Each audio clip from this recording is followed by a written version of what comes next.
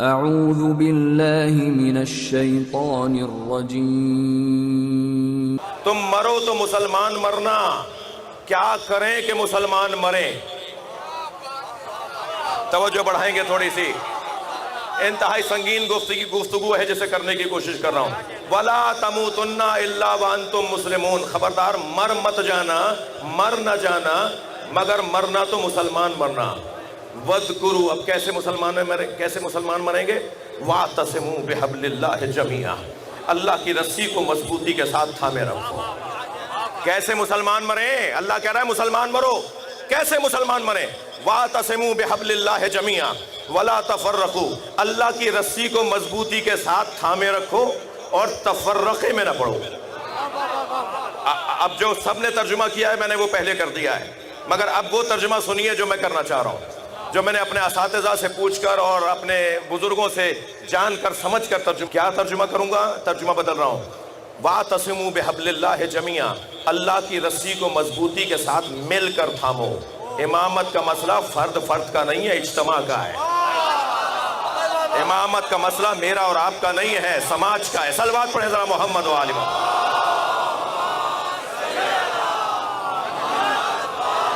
وَاعْتَصِمُوا بِحَبْلِ اللَّهِ جَمِيعًا، اللہ کی رسی کو مل کر مضبوطی کے ساتھ تھامو۔ وَلَا تَفَرَّقُوا، اور رسی کے بارے میں جھگڑا نہ کرو۔ ہاں یہ کون سا ترجمہ ہوا کہ تفرقے میں نہ پڑو؟ وہ غلط آدمی ہے، وہ غلط بات کر رہا ہے، کیسے اختلاف نہ کریں؟ اس کا مطلب ہے کہ اللہ تو پھر ہر اختلاف کے خلاف بات کر رہا ہے، اللہ ہر اختلاف کو روک رہا ہے۔ خبردار، سب بات کر رہے ہیں تو تم خاموش ہو جاؤ، اکثریت بات کر رہی ہے تو خاموش ہو جاؤ، میٹنگ میں سب نے ایک بات کر لی ہے تو تم بھی خاموش رہتے۔ بھائی اجلاس میں سب نے ایک بات کی تو تم بھی خاموش رہتے، تم نے علیحدہ سے بات کر کے تفرقہ ڈال دیا۔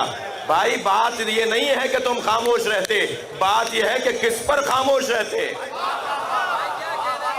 ساری دنیا مل کر اگر میں خواری کو حلال کر دے گی تو ہم خاموش رہیں؟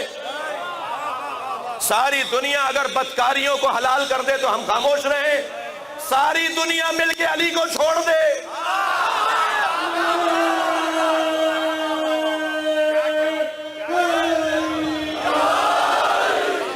تو کیا ہم خاموش رہیں؟ نہیں، یہ ترجمہ نہیں ہوگا کہ خبردار اللہ کی رسی کو مضبوطی کے ساتھ تھامے رکھو اور اختلافی باتیں مت کیا کرو۔ بھائی یہ تو عجیب سے آدمی ہے، جہاں بولتے ہیں اختلافی باتیں کرتے ہیں، ان کا تو کام ہی یہ ہے، یہ تو سب سے ہٹ کے چلتے ہیں، ان کا تو بین ہی علیحدہ بجتا ہے، ان کا تو انداز ہی کچھ اور ہے۔ نہیں، دیکھا جائے کہ کس موضوع پر خاموش رہنا جرم ہے اور کس موضوع پہ بولنا عبادت ہے۔ چڑھتے سورج کو سلام کرنا تو علی والوں کا کام نہیں ہے۔ علی والے تو دیکھیں گے کہ حق کیا ہے، سچ کیا ہے، ہمیں چاہے تنہا ہو۔ اور یاد رکھیے، میں ان بچوں جوانوں سے بات کر رہا ہوں، شخصیات تشریف فرما ہیں، بہت سارے لوگ ایسے بیٹھے ہیں جنہوں نے بڑی مشکل دور گزارا ہے۔ جی میں ان بچوں جوانوں سے کہہ رہا ہوں، خبردار حق کے باب میں اگر تم تنہا رہ کر بھی بولو گے نا تو پورا لشکر بن کے سامنے آؤ گے۔ وَاذْكُرُوا نِعْمَتَ اللَّهِ عَلَيْكُمْ اِذْ كُنْتُمْ أَعْدَاءً فَأَلَّفَ بَيْنَ قُلُوبِكُمْ فَأَصْبَحْتُمْ بِنِعْمَتِهِ إِخْوَانًا، تم اس ایک نعمت یعنی ولایت اہل بیت یعنی امامت اہل بیت کی وجہ سے، تم اس ایک نعمت کی وجہ سے بھائی بن گئے۔ مجھے بتائیے، یہاں کوئی پنجابی بیٹھا ہے، کوئی پٹھان بیٹھا ہے، کوئی گلگت اور بلتستان کا بیٹھا ہے، کوئی اردو بولنے والا بیٹھا ہے، کوئی پشتو بولنے والا بیٹھا ہے، آپ ان ساری زبانوں والوں کو بھائی کس نے بنایا؟ آپ مختلف قبیلوں والوں کو کس نے بھائی بنایا؟ وہ علی کے ذکر نے بنایا۔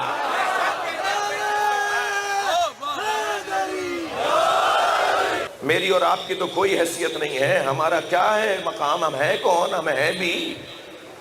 جب اللہ کو یہ اچھا لگتا ہو، اے میرے حبیب مجھ سے دو ہی دعا مانگا کرو، یا مجھ سے علم مانگا کرو یا مجھ سے میری جانب سے مضبوط مددگار مانگا کرو۔ مجھ سے دو چیزیں مانگا کرو، علم مانگو اور طاقت مانگو۔ دو چیزیں مجھ سے مانگو، رب زدنی علما، اے حبیب قل کہہ دو مجھے اور علم چاہیے، مجھے اور علم چاہیے، اور اے حبیب مجھ سے کہہ دو وجعلنی من لدنک سلطانا نصیرا، یا اللہ مجھے اپنی طرف سے مضبوط مددگار عطا فرما۔ اگر ولائی مجمع کو میں کھول کر کہہ دوں تو نبی مکرم اللہ سے اللہ کا علم مانگ رہے ہیں اور اللہ سے اللہ کی طاقت علی مانگ رہے ہیں۔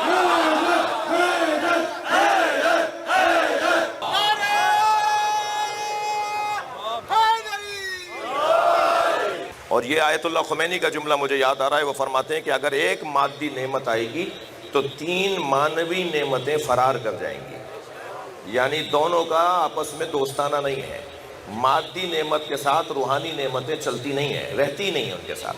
تو ہمارے پاس مادی نعمتوں کا جس کثرت سے اور جس تیزی سے اضافہ ہے، اسی تیزی سے روحانی نعمتوں کا رخصتی بھی ہے، روحانی نعمتوں کا فرار بھی ہے، وہ جا رہی ہیں ہم سے چھوڑ چھوڑ کر ہمیں۔ جی پہلے تو دور سے علم کو دیکھ کر مراد پوری ہو جاتی تھی، پہلے تو دور سے ذوالجنہ کی زیارت کرتے ہوئے ایک توسل کی کیفیت، ایک لو لگنے کی کیفیت ہوتی تھی، ایک اپنے مولا سے بات شروع ہو جاتی تھی اور بڑے بڑے لوگوں کے مسئلے حل ہو جاتے تھے۔ غیر متوازن انداز سے مادی چیزوں کا اضافہ ہے، تو جب ان چیزوں کو ہم دیکھیں گے تو پھر یہ مسئلے ہوں گے۔ وہ کیسا عبد ہے جس کا معبود اس پر فخر کرتا ہو؟ یہ کون ہے کہ جس کا معبود اس پہ فخر کر رہا ہے؟ ساری دنیا اللہ کی عبدیت کی کیفیت میں ہے، سب اللہ کے بندے ہیں، کچھ مجبور مسلمان ہیں، کچھ مختار مسلمان ہیں۔ کوئی نہیں ملے گا آپ کو جو اللہ کی بندگی میں نہ ہو۔ کچھ مجبوراً بندگی کر رہے ہیں، جیسے چاند سورج، جیسے موسم، جیسے ہوا، جیسے بارش، جیسے پودے پتھر، یہ سب مسلمان ہیں، مگر یہ مجبور مسلمان ہیں۔ اور جن اور انسان ہے جو مختار مسلمان ہے، مگر کوئی نہیں ملے گا آپ کو کہ جو اللہ کا بندہ نہ ہو، اللہ کی بندگی نہ کر رہا ہو۔ مگر کیسا وہ بندہ ہے جس پر خود اللہ فخر کرتا ہوا نظر آئے، یعنی سبحان الذی اسری بعبدہ، بابرکت ہے وہ ذات جو اپنے بندے کو لے گئی۔ یہ تعریف بندے کی ہو رہی ہے، بندے کی مالک کی ہو رہی ہے، یعنی نبی کی معراج ہو رہی ہے، تعریف اللہ کی ہو رہی ہے۔ ساری دنیا میں واحد ایسا یہ بندہ ہے جس پر اللہ فخر کرتا ہوا نظر آتا ہے کہ اس سے بڑا تو میرا کوئی بندہ ہی نہیں ہے۔ یہ جملہ میں کئی سال پہلے اس منبر سے کہہ چکا ہوں، تکرار کر رہا ہوں۔ سب سے اللہ چاہتا ہے، ہر بندے سے اللہ چاہتا ہے کہ وہ آرام کو چھوڑ کر مصلی پر آ جائے، وہ بستروں کو چھوڑ کر مصلوں پر آ جائے، مگر اپنے مصطفیٰ سے کہتا ہے میرے مصطفیٰ کبھی بستر پہ بھی چلے جایا کرو، قم اللیل الا قلیلا، اے میرے حبیب کبھی آرام بھی کر لیا کرو۔ کہ اللہ بھی یہی چاہتا ہے، اللہ بھی یہی چاہتا ہے کہ اس انداز سے زندگی گزارو۔ اور پسندیدہ ترین مضمون ہے قرآن مجید کا، ان تعدوا نعمت اللہ لا تحصوها، اللہ کی نعمتیں کتنی ہیں خود قرآن نے ہمیں مجبور بتایا ہے، ہمیں عاجز بتایا ہے اللہ نے کہ ہم اللہ کی نعمتوں کو گن نہیں سکتے۔ اگر تم چاہو گے بھی، توجہ میرے ساتھ ہے، اگر تم چاہو گے بھی تو اللہ کی نعمتوں کو گن نہیں سکتے۔ تو اللہ کی نعمتیں کتنی زیادہ ہوئیں ہمیں نہیں پتا۔ کون کون سی نعمت؟ اپنے 6 فٹ کے بدن پہ ہی میں ذرا دیکھ لوں، اپنے آپ کو ہی آئینے میں کھڑا کر کے دیکھ لوں، میرے اس بدن کے اوپر ہی اللہ نے سینکڑوں نعمتیں رکھی ہیں، اور ہر نعمت میں بھی 25 نعمتیں رکھی ہیں۔ میں ویسے ہی 25 کہہ رہا ہوں، شاید سینکڑوں نعمتیں رکھی ہیں۔ آنکھ میں بظاہر ہمیں آنکھ ایک نعمت لگ رہی ہے نا، اس آنکھ کے اندر جتنی الجھنیں ہیں، جتنے شعبے ہیں، جتنے اس میں نسیں اور اس میں اللہ نے نظام قرار دیے ہیں، وہ ہر ایک اپنی جگہ اللہ کی ایک نعمت ہے۔ جو آنکھوں کے بیمار لوگ ہیں وہ کبھی کہتا ہے کہ صاحب اس کو یہ بیماری ہے، اس کو وہ مسئلہ ہے، اس کو وہ مسئلہ ہے۔ آنکھ تو ایک ہے، مسئلے 50 ہیں، تو یعنی مسئلے 50 ہیں تو نعمتیں بھی 50 ہیں۔ جن کے ہاں وہ مسئلہ نہیں ہے اس کے پاس وہ نعمت ہے۔ تو اب نعمتیں کتنی گنیں گے، کیسے گنیں گے؟ ذرا سا اگر میرا اور آپ کا یہ ہماری بھویں جو ہیں وہی کہیں سے ڈاٹ پڑ جائے اس کے اندر اور بال اڑنا شروع ہو جائیں تو لوگ لاکھوں روپے لگا کے تو وہاں بال اگواتے ہیں۔ یہ 2 بال کتنی بڑی نعمت ہے جو انسان کا چہرہ بنا بھی رہے ہیں اور بگاڑ بھی رہے ہیں۔ میں کہتا ہوں یہ اتنا وسیع مضمون ہے کہ اللہ کی نعمتوں کو کہاں کہاں تک گنیں گے۔ اللہ کی نعمتیں بہت ہیں، مگر پروردگار عالم نے جو امت پر، انسانیت پر اور اپنے چاہنے والوں پر، حتیٰ انسانوں پر جو اپنی بڑی نعمتیں نازل کی ہیں، انہیں اللہ نے کچھ یوں بیان کیا، لقد من اللہ علی المؤمنین اذ بعث فیہم رسولا، اللہ نے احسان کیا ہے، اللہ نے نعمت نازل کی ہے مومنین کے اوپر کہ ان میں اپنا رسول بھیجا ہے۔ تھوڑی توجہ چاہوں گا، میں مضمون سجانے جا رہا ہوں، اللہ کرے میرا مفہوم مجھ سے بیان ہو جائے۔ جی، اللہ یہاں رسالت کو، اللہ یہاں نبوت کو نعمت کے طور پر بیان کر رہا ہے۔ یہ نبی کی نبوت، یہ ہمارے آخری رسول کی رسالت، یہ اللہ کی نعمت ہے۔ کس کے اوپر؟ مومنین کے اوپر اللہ کی نعمت۔ مگر یاد رہے کہ یہاں لقد من اللہ علی المؤمنین، توجہ، اللہ کی نعمت ہے، اللہ کا احسان ہے مومنین کے اوپر، یعنی ہو چکا، نعمت میں نے تمہیں دے دی، نعمت تم تک آ گئی، یعنی میں نے تمہیں رسول دیا اپنی نعمت کے طور پر، اب دوبارہ نہیں دوں گا، اب کوئی اور رسول آنے والا نہیں ہے۔ لقد من اللہ، ہو گئی نعمت، دے دی ہم نے تمہیں ایک نعمت رسول کی صورت میں، فعل ماضی ہے، ہم نے نعمت تمہیں دے دی۔ لیکن ایک اور آیت نظر آئی جس میں فعل مضارع ہے، جس میں اللہ نعمت کا ذکر کر رہا ہے استمرار کے ساتھ کہ نئی نعمتیں میں دیتا رہوں گا۔ کیا ارشاد فرمایا؟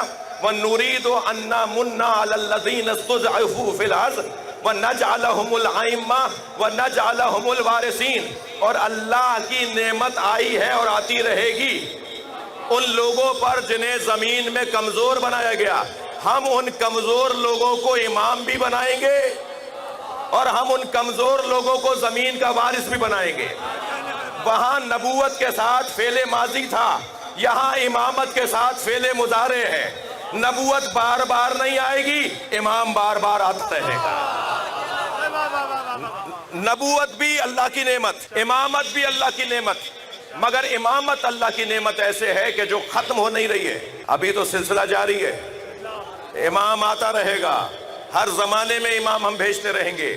امامت کا عنوان تمہیں اللہ کی نعمت کے طور پر لینا ہوگا۔ اچھا، ایک اور آیت مجھے یاد آ رہی ہے کہ جو اس دونوں آیتوں کو ذرا اور روشن کر دے گی، کیونکہ قرآن کا قاعدہ تو یہ ہے کہ یفسر بعض ببعض، ایک آیت دوسری آیت کی تفسیر کرتی ہے، ایسے ہی ہے۔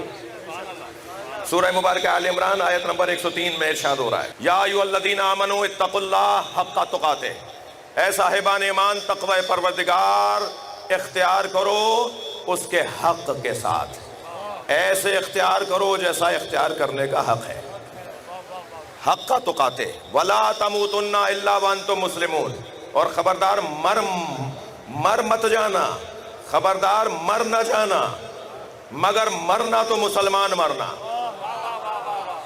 اچھا، یعنی مسلمان مرنا ہمارے اختیار میں ہے، مرنا نہیں مگر مرنا تو مسلمان مرنا۔ آیت یہاں رکی نہیں، کیسے مسلمان مرے؟ اللہ کی نعمت، کیسے مال سالم رہے اس کا تو انتظام، کیسے جان سالم رہے اس کا تو انتظام نعمت الہی، لیکن کیسے اسلام سالم رہے، کیسے دین سالم رہے، اس کے انتظام کو امامت کہا جاتا ہے۔ توجہ بڑھائیں گے تھوڑی سی عزیزوں، یعنی میرا مال کیسے محفوظ رہے، یہ اگر میں انتظام کر لوں تو یہ تو اللہ کی نعمت، میری جان محفوظ رہے، یہ میں صحت کے معاملات کو بہتر کر لوں تو یہ اللہ کی نعمت۔ اللہ کہہ رہا ہے میں تمہارا اسلام محفوظ رکھنا چاہتا ہوں، میں تمہیں مسلمان رکھنا چاہتا ہوں۔